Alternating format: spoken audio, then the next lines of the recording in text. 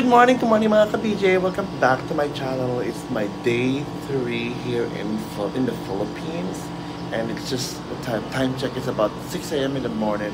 And look at the weather. It's already sunny, hot, humid as always. I'm here sa balcony ng condo na nilirentahan ko dito sa may fields sa SM Suka. So, nasa 6th floor ako kaya medyo mataas siya. So anyways, I will show you guys what we're gonna be doing for today.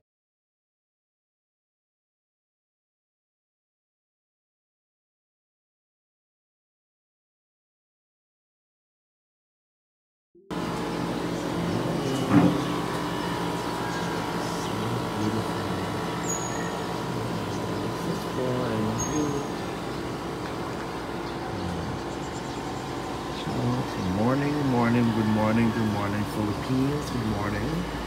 Day 3. The sun is out. The sun is out already. Day 3. So we're on background.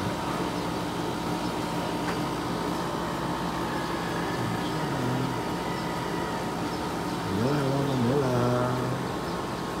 Lagos, Manila. Ayan siya.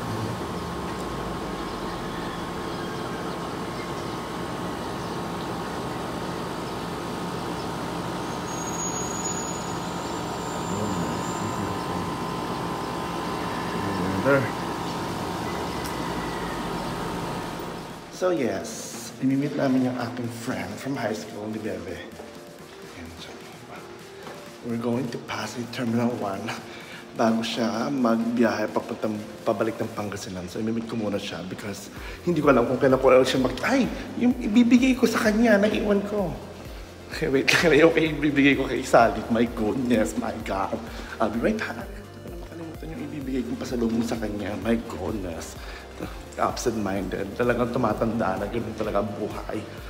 Anyways, time check, 7:15 in the morning here in Manila. Bogyo. Hi. Anong ulam? Charis. Ito na kami. This is the view of the condominium right there. The pool is on the other side, and there's another pool here, and there's one more down there. The other building is actually ready now. So, the pool is down there. This is the main lobby. Look at this pool. Oh, the swimming pool. Here is the pool area of this place. Here's the pool area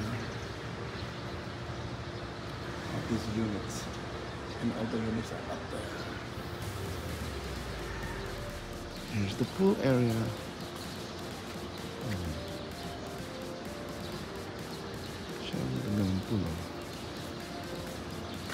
This is where I'm staying over here.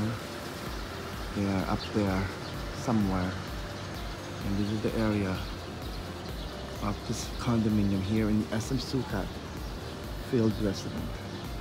And doon siya, all the way. I'm gonna go swimming later. Yes, andito ako hanggang siguro lalabas na kami ng saglit tapos uuwi ulit kasi may attend na kaming wedding.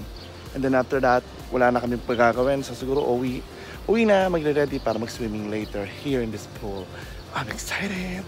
Here we're waiting for our Grab here in the building and now it's coming up. It's right here. And I'm in Grab going to Terminal 1 in Pasay.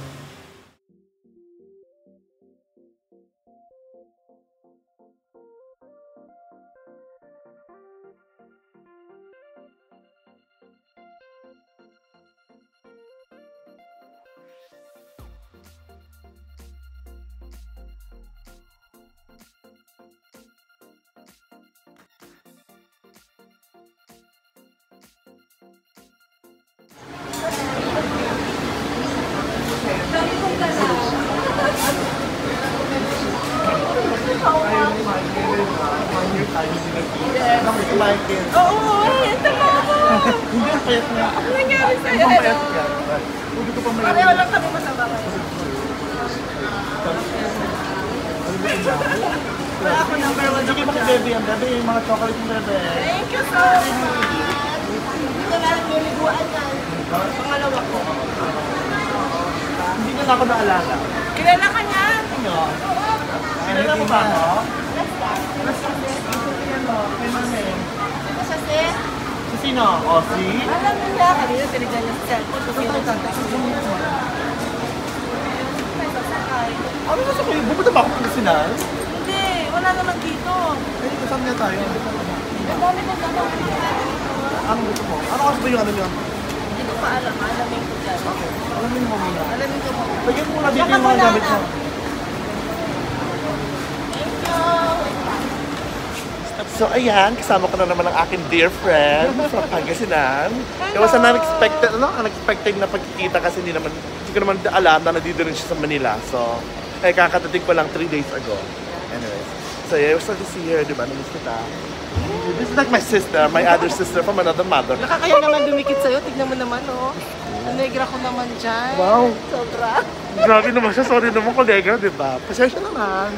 Diba? So yun, nakita na naman kami. So hopefully, Next year. magkaroon ako ng chance, if ever, kung masisingit ko na mabisita ko siya.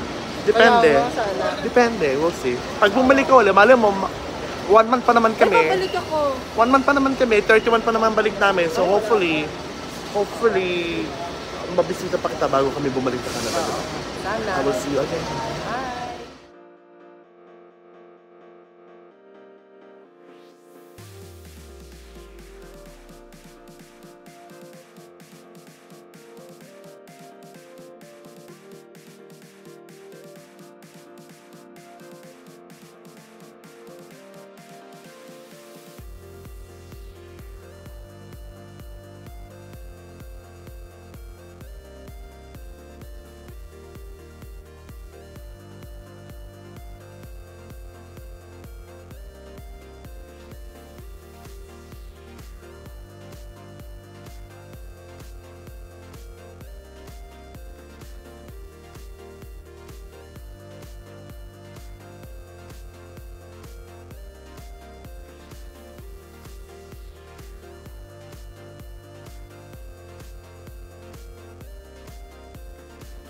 So hello mga ka-BJ.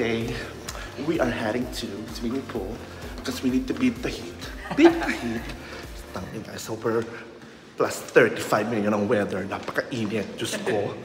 We have to go swimming. Hindi ko na kaya. Hindi ko na kayang tiisin ng lagkit at inat ng buong katawan. Charis. Tapos ano ba yung... Wala ba? Oh, okay. Tapos ano yung yan? So yes, we're going down to go swimming with my pamangkin. Si Miguelito Pagtakhan de la Cruz. Charis. Buong buo yung pangalan mo. Anyways, we're going there now. See you guys. So here, we are gonna go swimming over there. Yan ang swimming pool here in my unit. O, diba ang dami ng swimming? O, diba? Beautiful. Ang ganda, diba? O. See, diba kami mag-swimming. Let's go. Samahan niyo kami mga ka-BJ. Siya ba siya? Akala ko sa swimming.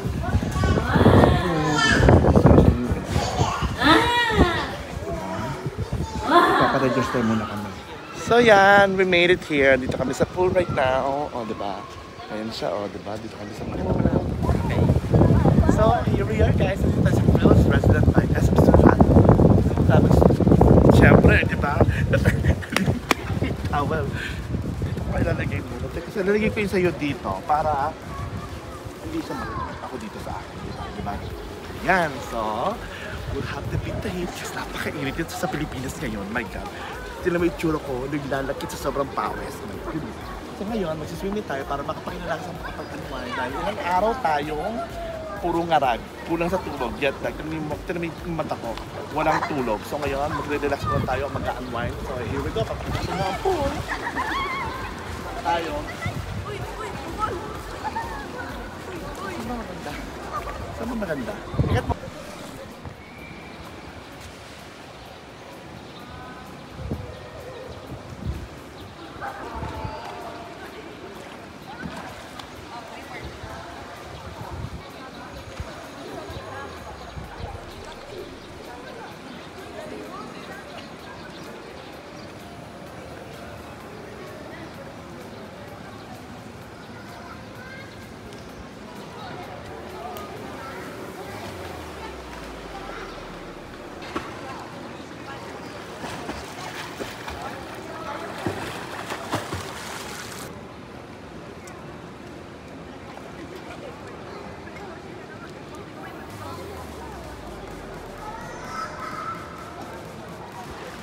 So, here we are guys. Dito kami sa Fields Resident Swimming Pool area. So, the weather today is plus 35. And it's sunny. So, we're gonna beat the heat today. This is our goal for today's video. Kaya swimming muna tayo dito sa pool para yung pakiramdam natin ay maging refreshing. Para gumana naman ang pakiramdam. Napakainit din naman ng tubig. Ano mo naman malamig yung tubig? Mainit din naman.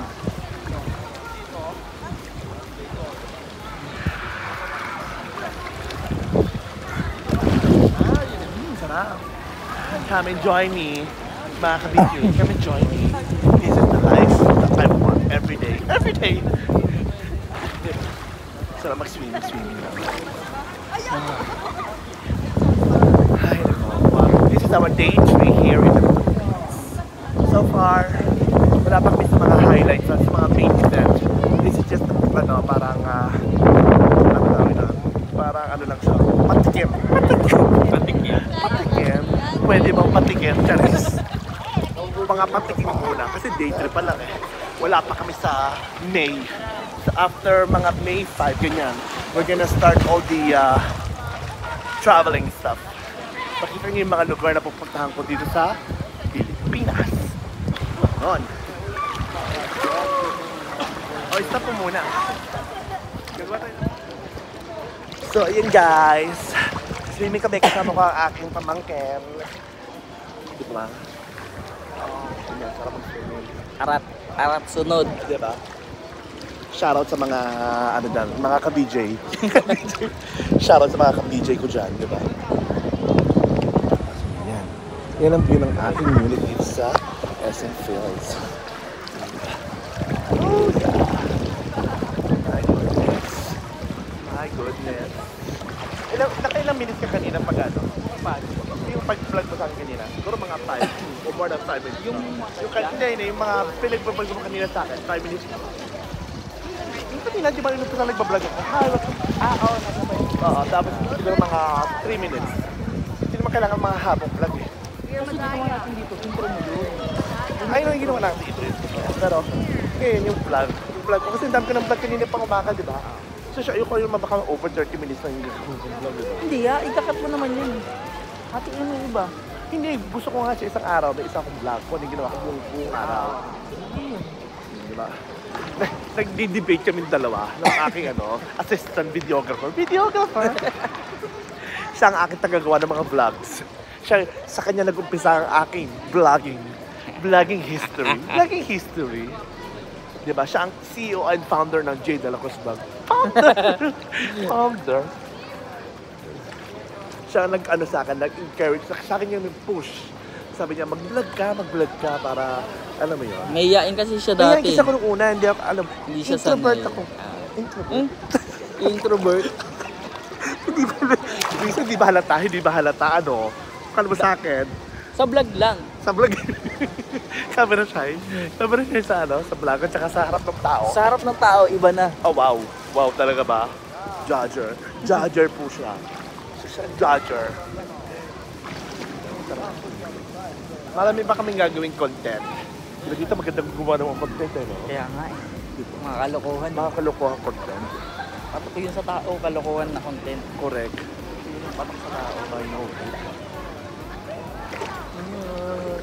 Ma, anong ulam?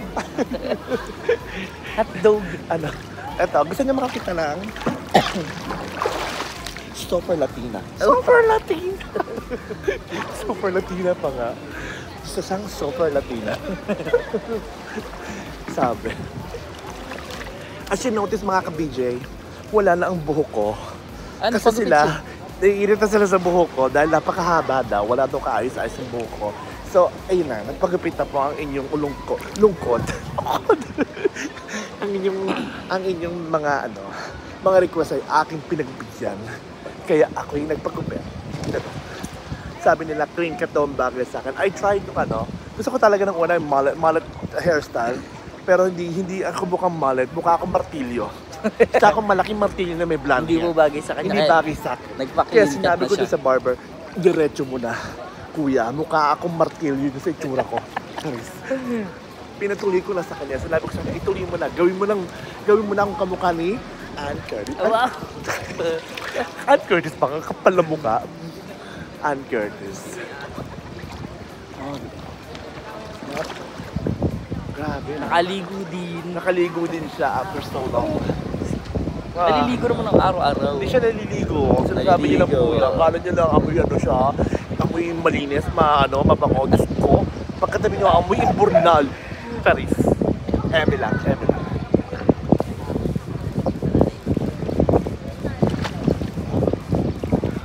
Ilan yan? Siguro mga 4 minutes lang. Ay, okay na yan. Sige. Papatayin ko na siya. Magbablog-vlog muna kami. So, ayan guys. Nag-change location. Change location. Alam mo naman talaga. Change view. Change view. Like, ano mo, dito naman kami view kasi kanina doon sa kabila. Ngayon, this time here naman sa kabila. Oh, diba? What a relaxing day. Oh my God, grabe. Itong mga ilang araw na nakaraan, wala ako sa pagkatulog. I've been having some sleepless nights.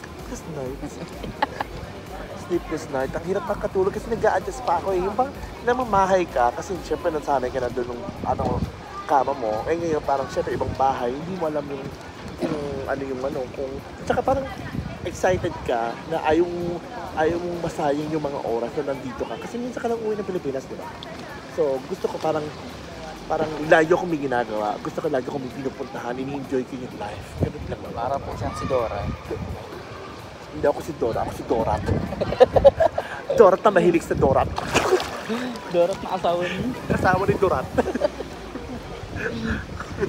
Bastos po siya. Wow! Apakalinis. Yan ako, ang dumi-dumi ko. Yan ang pinakamalinis sa tao sa balat ng lupa.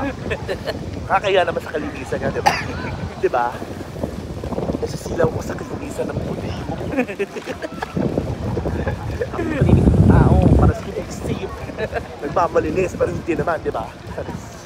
Kala nyo, nilinis yung tao. Paano, para kayo nagpapalit ng mga underwear sa mga jowa nyo. Samantala ako, loyal ako, no? Wow. Big word. Loyal. Loyal ako sa jowa ko, sa asawa ko. Siya lang nagbubukod tangi, nagmag-aari ng aking puso. Yung malaki kong puso, at saka masikip kong puso. Diba? Ay, nako. Are we gonna wrap this up? Tama na yung video na yun. Or gusto mo pantagalan pa natin yung video? Siguro okay na yun, ano? Okay na yun. Yeah, okay. Kasi ang daming video kanina. I know, di ba? Patayin mo na. Sila umagi. So, we're gonna wrap this up for today's video, mga ka-BJ. I will see you guys on my next vlog. Please don't forget to always like and subscribe. And always hit the bell button below para ma-update you sa aking mga updated videos for this trip to the Philippines. So, I'll see you guys on my next vlog. Bye-bye! Bye guys!